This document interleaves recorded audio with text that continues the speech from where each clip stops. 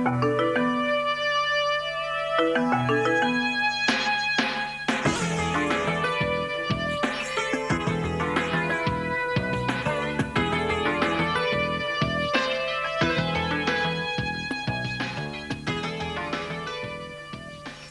good morning, everyone. If your watch or clock at home says 3 o'clock, put it back an hour, because the end of daylight saving officially from now, and it's just a bit after 2 o'clock now, Eastern Standard Time. And at 2:30 Eastern Standard Time, 2 o'clock Central Time, or 12:30 in the West, we'll be seeing the first of our races from Dubai on this mega-rich day of racing, or night of racing, in Dubai. And of course, Sunline goes around at 2:30, and then at 3:15 Eastern Time, we'll have that very rich World Cup, which has attracted international attention. But initially, our interest is in Sunline as she goes into a return bout with the Hong Kong champion Fairy King Prawn, and also the well-credentialed Gym and Tonic. Now, Tab Limited in New South Wales was the only betting venue in Australia to bet on the two races, and the pools did close at 27 minutes past 1 daylight saving time, or 27 minutes past 12 normal time. Let's have a check of the update of the market at this stage, and in fact it won't change now because all the money is in and on in the Dubai Duty Free, which is only a little bit less than a half an hour away. As you can see, the main betting action has really centred on Fairy King Prawn, Gym and Tonic, and also Sunline. Now, Fairy King Prawn has actually shortened because it's come into 440. It was longer odds early. And Gym and Tonic also was a shortener. It was double figure odds early in betting into $7.40. And significantly, the pool is 77,570. So Fairy King Prawn and Gym and Tonic have got support to beat Sunline, but she's been odds on the New South Wales tote since betting opened. And in fact now it's the best price she's been all night or all morning, because she's $1.90.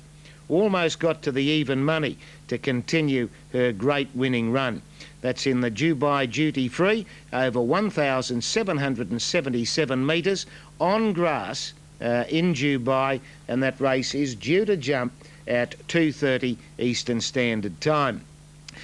More than 77,500 has been bet on the Duty Free with Tab Limited in New South Wales.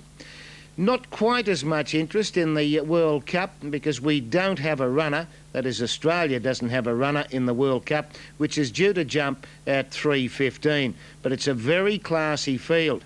As we look at the tote update and the final totes, in fact, for the World Cup, which is run over 2,000 metres, the metric version of 1.25 miles, but there's more than 10,000 in the win pool on the race.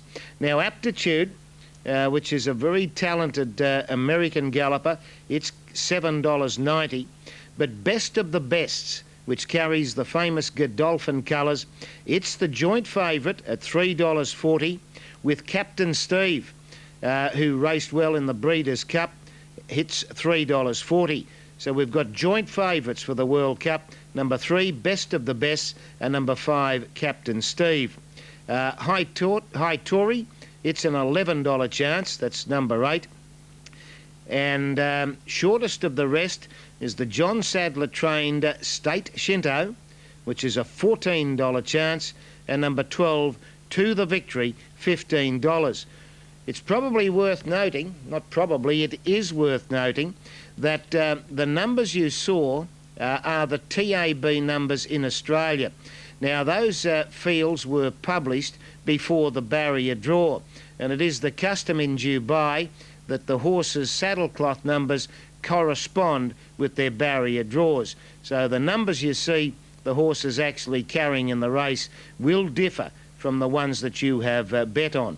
But those numbers that you saw with the TAB dividends, they're the ones, of course, the TAB will pay on.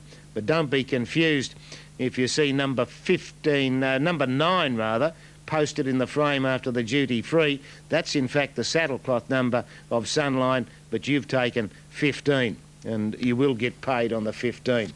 Just one of those unfortunate things, because the fields had to be published before the barrier draw, which was fairly late, and I believe it was quite a colourful occasion with the barrier draw.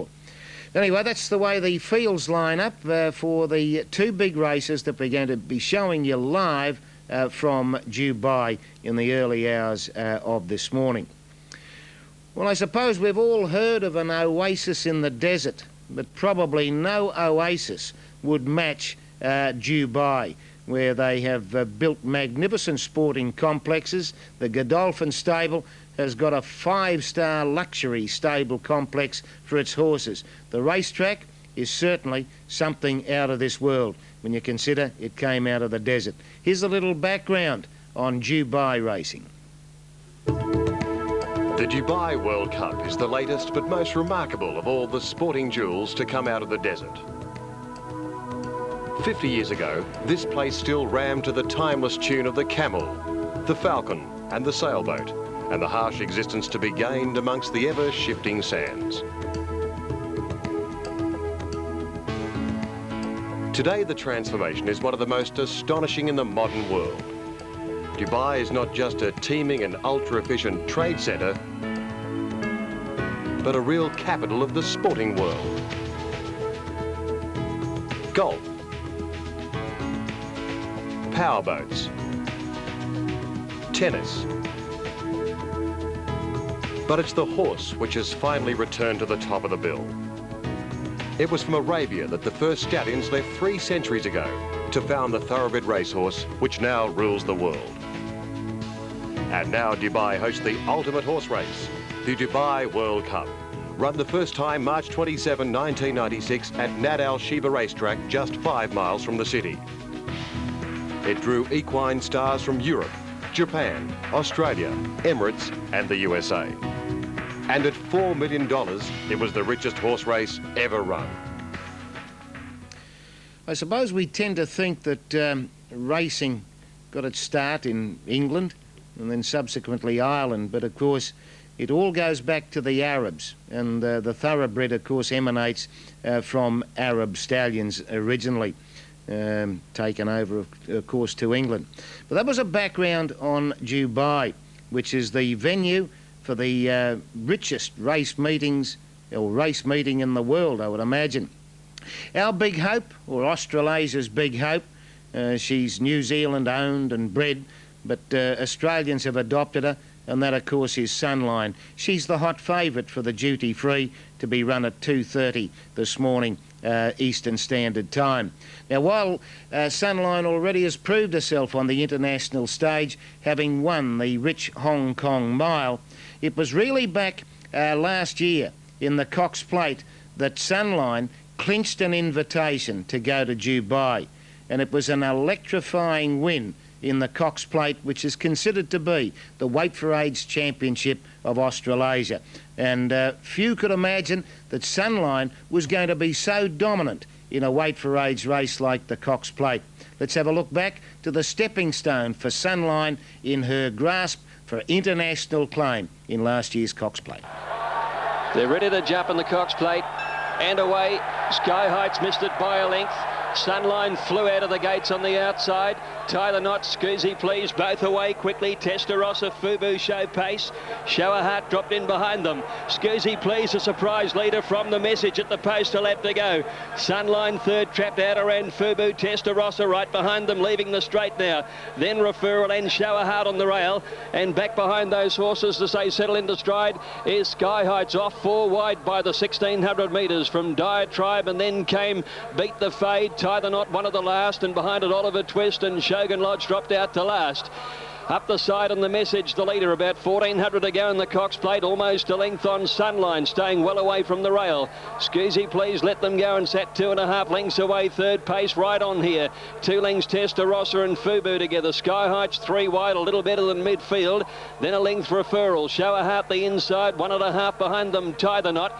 He's followed by Beat the Fade. Well back is Diatribe on the inside. Second last is Shogun Lodge by the 1,000 metres, and Oliver Twist is now last of all. At the 800 metres, and the Message joined by Sunline. 2 Scusi Please, 2 to Sky Heights, 3 deep all of the way over on the outside at the 800 metres turn, where Sunline had drawn about a half length in front now. Fubu between runners, and then Testarossa. Well back is Referral. Tie the Knot, Beat the Fade. Show a Heart a long way back from Diatribe, Shogun Lodge and Oliver Twist, but by the 600 metres, and Sunline raced about 3 lengths in front here from Scusi Please going to second, Testarossa to third. Then the Message who's gone. She's going to take some beating, this great mare. Next is Diatribe. Nothing's making ground on her. She's away, Sunline. She leads by 4 lengths. The champion New Zealand mare has raced away in the Cox Plate.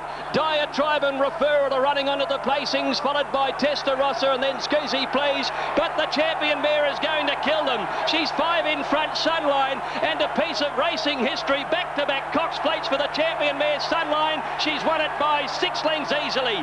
Photo the Miners, Diatribe or Referral, nothing between them. Then came Scusi Please and Oliver Twist from Testarossa, Fubu. Back behind them, the Message. Well, it can be hard to win one Cox Plate, and Sunline made it 2 in a row.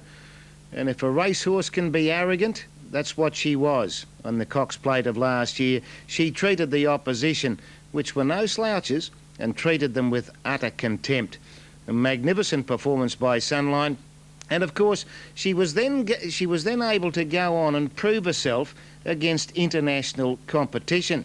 Sunline, some people kept on making the excuse that she was getting it easy in front and had all sorts of advantages in the run and being left alone. But the Cox Plate win, that probably set the seal on her greatness. But there was more to come, because she took the trip to Hong Kong to compete in the Hong Kong Mile, and she had to there confront the champion of Hong Kong, Fairy King Prawn. And it was an eventful race, but again, Sunline was able to come out on top. The flag is up. Stand by for a start. They're racing. 1-1-1, slow to go, and Last Resort missed the start badly. Fabershire had no speed, and Sunline the best out. Away well, Charming City will drop in second. Adam getting over with Billion Win. New Trumps close from Sugarfoot, and Charge d'Affaires getting in for cover. Electronic Unicorn off the speed, so do Fairy King Prawn and 1-1-1. Drifting back Testarossa, he's deep. Native Desert underneath him, so do Fabershire and Last Resort inside them. Sunline in front, getting an easy time of it. Adams happy to sit up second. New Trump drops in third. Billion Win covers ground with inside him Charming City away from the rail. Billion Win trying to push by him now. From out wider, Charge d'Affaires 1-1-1. In the centre of the field, Sugarfoot travels 8 off the lead. Wider out in the field, Fairy King Prawn. He's going to need luck. Native Desert has him in a pocket from Electronic Unicorn. Last Resort, Fabergé and Testarossa last of all. Sunline, she's rolling at the 600. She put a length on Adam. New Trumps third, Charming City in 4. Billion Win looks done. Hooking to the outside, Native Desert. Charge d'Affaires needs a run. Fairy King Prawn hooks to the outside, but he's giving the Wonder Mare 8 lengths. Sunline given the rein at the 350, slipped 2 lengths in front. Adam New Trump sticks on. Here comes Fairy King Prawn. It's Sunline in front. Fairy King Prawn, the horse of Hong Kong, coming after the Mare of the World. 150 to go. Sunline's a length in front. Fairy King Prawn trying to get him. Sunline, the Kiwi pulling out, stops. Fairy King Prawn lifts. They come to the line. Fairy King Prawn dives, but he missed. Sunline, the Mare of the World, wins it from Fairy King Prawn. 5 lengths, Adam, I think, third from New Trump. Well, there she was. Just managed to win on that occasion. Some people thought Fairy King Prawn should have won, but the number went into the frame. Sunline had scored again. Another of the chances in the duty free is Gym and Tonic. Now, he's coming back to the 1,777 metres after having raced very well over 1.25 mile races in the 2,000 metre races. And in fact, Gym and Tonic on the same day that Sunline won the Hong Kong Mile. He was competing in the Hong Kong Cup, and he did race very well. Let's have a look at Gym and Tonic. And racing, Hidalgo a little slow to go. Lord of Warriors straight out the back. Greek danced well. He pushes hard to try and hold midfield. But for Bitten Apple, flew the gate for Santos and leads. Industrialist in second. Fantastic Light up close and 3 deep third. Gym and Tonic follows him. Samoom's nearer the inside, and Helene Express follows the leaders on the rail. Al Danzig caught on a limb from Keen Winner Uzo. Next, Hidalgo, Lord of Warriors and Shogun Lodge is expected at the tail, at the 1600 metre mark. It's the local Hope Industrialist in front. Fantastic Light Park second. Forbidden Apple third. Al Danzig fourth. Samoom in 5 from Gym and Tonic. Next, Helene Express. Greek Dance, the middle. Uzo's caught on a limb. Keen Winner the centre. Next, Hidalgo, Lord of Warriors and Shogun Lodge last of all. Industrialist at an even clip in front by half a length. Dottori looks back in second at the 1200. He's poised beautifully on Fantastic Light. Forbidden Apple third. Al Danzig in a beaut spot in 4. Samoom in 5. Gym and Tonic very close today is in 6. Next came Helene Express, followed by Greek Dance. Uzo wider. Further back, the Derby winner, Keen Winner here from Shogun Lodge, Hidalgo. Lord of Warriors last of all. Industrialist, our QE2 winner in front. Leads by a length and turns it on at the 800. He's rolling now. Fantastic Light in second. Forbidden Apple third. Al Danzig goes by it. Next then Gym and Tonic. He's so close today. Samoom goes by him though. Greek Dance next. Back to the inside is Helene Express. Further back, the big Uzo from Hidalgo, Keen Winner. Shogun Lodge follows the fence. Lord of Warriors last and pulls out. Fantastic Light sweeps to the lead for the Emirates Series, but he's got to fight past Industrialist. Next then Al Danzig coming on. Gym and Tonic pulls out. Greek Dance next. Samoom's held up badly. Fantastic Light in front. Here comes the French red Gym and Tonic, but he's still going to get Fantastic Light. Fantastic Light in front. Greek Dance, Gym and Tonic coming at him. Fantastic Light for the Emirates Series wins the Hong Kong International Cup. Fantastic Light by a length and a half. Second Greek Dance, third Gym and Tonic. Forbidden Apple next. That, of course, was the World Series winner, Fantastic Light, winning there, but Gym and Tonic certainly far from disgraced. That was in the Hong Kong Cup. Well, trackside in Dubai, our racing expert Richard Freedman is there, and I suppose, as we say in Dubai time, good evening to Richard Freedman, and it's a very good morning from here. Richard, it must be a fantastic sight over there. It's fantastic here, Rod. It's 8:15 in the evening. It's a beautiful evening here in Dubai. It's about 21 degrees and not a cloud in the sky. It's a balmy night, and there's a huge crowd in here tonight to witness this. It has been a fantastic meeting so far. Very, very interesting. Very different to Australian racing in that most of the races are on the dirt. And, you know, we very much see a dirt style of racing where the horses get up on the pace and run along very strongly on the pace and keep running. But just a wonderful experience to be here. And I'm back here in the saddling paddock, and I've just seen the great mare Sunline saddled up for the upcoming race. And she, I have to say, Rod, she looks fantastic. She is in excellent condition, and she looks fit. She looks hard, but she's got a shine on her coat. She was very relaxed, which was a good sign. And I've just seen her walk out towards the track. I say they've got about 60,000 people here. And for a race meeting where you can't bet, that's pretty exciting, wouldn't you think? I would think so. I was just going to say, before we have a more in-depth talk about the horses, how does it feel to be at a racetrack where you can't have a bet? Well, I think it's almost a purer form of the sport. It's the people here are just here to see magnificent bloodstock running at their absolute best on a magnificent facility. And it is a magnificent facility. They've got a brand new grandstand here, which in October they had not even started. And it's nearly as big as the new grandstand at Flemington. And so if you can imagine building a grandstand of that magnitude, and they hadn't even started last October. Things happen here at a rate that we can't even imagine in our part of the world. But Sheikh Mohammed has really has limited no expense here to make this one of the great racetracks of the world, and it is. Yes, certainly is. Now, you mentioned Sunline looks in great order for the race. She does. She looks fantastic. She's got a shine on her coat. She was very relaxed, and I spoke to Steve McKee just 10 minutes ago, and he said, we're very confident. We're very confident she'll run to her best. If that's good enough to win, well, it's good enough. But I think she's going to run a hell of a race. I just saw Bomber Bill in the last race, which was a 1,200-metre sprint, which was called the Dubai Golden Shaheen, a Group 3 race over 1,200 metres. He ran a little disappointingly, but it was his first time on the dirt, and, I think it's a learning experience for the Australians that dirt is a very different sort of surface. But Sunline here tonight, she's back on her favourite surface, which is the turf, and I think we're going to see a big show. Richard, what about is there any talk about any dangers, the likes of Fairy King Prawn, even Gym and Tonic? Well, I saw Gym and Tonic. I took a good look at him. He is not a pretty horse. He is a very plain individual, Gym and Tonic. You wouldn't buy him at a yearling sale, Rod, I'm telling you. He's just a very plain horse. But he looked healthy and he looked very well. And he's a little bit of a tip around that he's going to run a big race tonight, despite the trainer saying that he's probably a little short of work. But he did look fit and well to me. I looked at Fairy King Prawn. He's a lovely horse. Very typical of the Danehill breed, and he's an Australian-bred horse, in fact, and I think he'll be very hard to beat. And I don't think Sunline's going to get her own way in front like she did in Hong Kong. I think there'll be plenty of pressure for the lead. Can she handle the pressure if they put it on?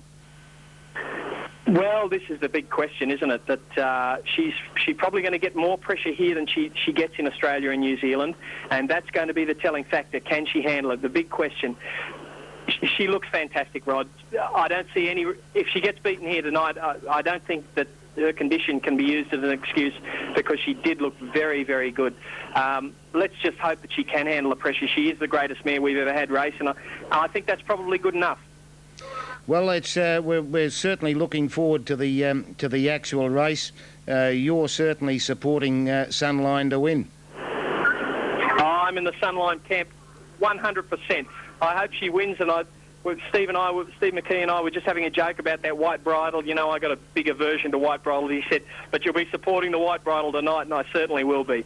Fantastic race, fantastic atmosphere, and she's in fine fettle, and I think she's every chance tonight, Rod. Have you spoken to Greg Childs at all, Richard? No, it's very difficult to get any contact with the jockeys there. It's an enormous crowd, and security is very strict, so I haven't been able to do that. But he had a ride earlier in the evening on Scoozy, who we know in Australia as Scoozy Please. Once again, he ran down the track on the dirt, didn't seem to be very comfortable on the dirt, and but Greg's had a feel for the track, and he's had a ride around at least on the dirt. So I think Greg's, he's a professional. He'll do a good job. Yeah, just harking back to that race that Bomber Bill was in, an interesting aspect to that, a straight 6 dirt track. Yes, a great sight, just as good as the sight we see on turf. I mean, we're perhaps not used to watching dirt races, but a horse won it by the name of Caller One. He's a United States horse, an absolute dirt track expert. This horse, his form is very, very strong on dirt tracks, and he won by lengths, and he ran 1-8 and change on dirt tracks. So that's a flying run, and he won by 5 or 6 lengths. So it was a very dominating win. Okay, Richard. Well, thanks for that, and we'll of course be talking to you again before the World Cup. But enjoy the atmosphere. Now, I know there's no betting. Can you get a drink there? Yes, you can get a drink. There's in the International Village, which is a part set aside basically for international visitors. The local residents aren't drinking and they aren't betting because that's against the Islamic law, but the international people are indulged and they are allowed to drink, and there is certainly an area, and it's the same as any racetrack at Rand. You could be at Randwick at Easter time or Flemington in the spring. It's the same atmosphere. It's fantastic. Well, Richard, I think this is the latest I've been up since my youth. So you have a drink for me, and then we'll have a talk before the World Cup. It's a pleasure, and I certainly will do that, Rod. Good on you. Richard Freedman, he's trackside in Dubai, and there are the horses going out onto the track now for the Dubai Duty Free. And as we mentioned that... don't be confused about the numbers. They will differ from the TAB numbers that we have here. Sunline, in fact, would have saddlecloth. No, they are the same. We were a bit we understood that they were going to be different, but than the numbers we had. No, they are the same numbers, so I misled you earlier, but anyway. It won't matter provided Sunline can win as the runners go out onto the track. And now we might join our coverage for the richest race meeting in the world, the big meeting in Dubai. And this is the Dubai Duty Free, in which in Australia and probably around the world, Sunline is the favourite. Getting up in the irons a bit here to let Slickley, this grey 5-year-old, loosen up before the run here in the Dubai Duty Free, the $2 million race.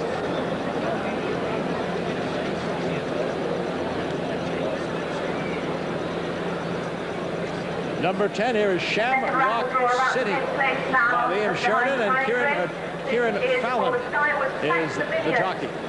He'll be very much an outsider, trained by Paul Howling in England, owned by Liam Sheridan. He's a nice sort of stakes class horse. He did beat Subtle Power at Newmarket. Subtle Power went on to win a Grade 1 Pan American in Florida, so the form is good. He's drawn 13 towards the outside. That doesn't make life too easy for him if he gets a little bit carried wide coming down to the turn beyond the bushes. He's a nice, tough horse, but whether this race is his street would be a different question. Maya chose his first run since June, Newmarket last year, John. Yes, indeed. This is Swallow Flight, a nice horse owned by Mollers Racing, trained by Jeff Ragg, ridden by Darrell Holland. This horse has won at Sandown and Goodwood. He was third in the Queen Anne, behind Kalaniski, who went on to win the Breeders' Cup Mile and a Half. He's a very talented horse. He hasn't run, as you say, since September, but this is the kind of horse that could shock people. He could run a very big race. He certainly has the ability to do it. He looks calm and cool down there, and the jockey looks pretty relaxed as well. Jeffrey Ragg trains. There's a good shot at Darrell Holland, carrying the colours of Mollers Racing. This 5-year-old bred in Ireland. Well, here's one of the old tough veterans who's traveled the world with us. John has got as many frequent flyer miles as I do. 7-year-old Jim and Tonic. I think he's well ahead of you. He's by Double Beds, a lovely horse, owned by John Martin, trained by Francois Dumas, ridden by the great French jockey Charles Mosset. He's a multiple winner of $3 million US. He was second to Chartin, a fantastic light, whom you saw beaten a short head tonight by the Japanese horse. And that was in the last leg of the Emirates Series in Hong Kong. He's brilliant on his day. He may be a little past his best now. He's 7 years old. He's drawn 8, but expect him to come rattling late.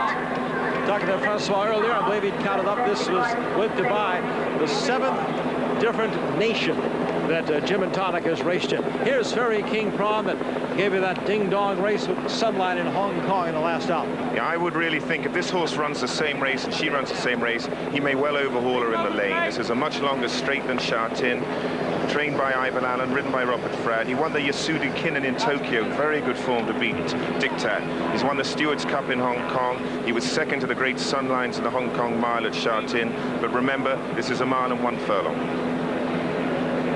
Ferry King Prawn has already been out at Chartin on 3 occasions this year.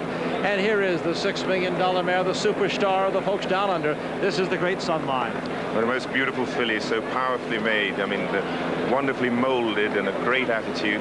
Great ears, always seems cool and relaxed. Trained by Trevor McKee, owned by him and Mrs. Lusty, Mr. Green.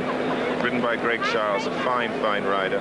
Winner of 25 of 33 starts, including the Cox Plate at Moonee Valley and the Hong Kong Mile. She's consistent, she has enormous speed.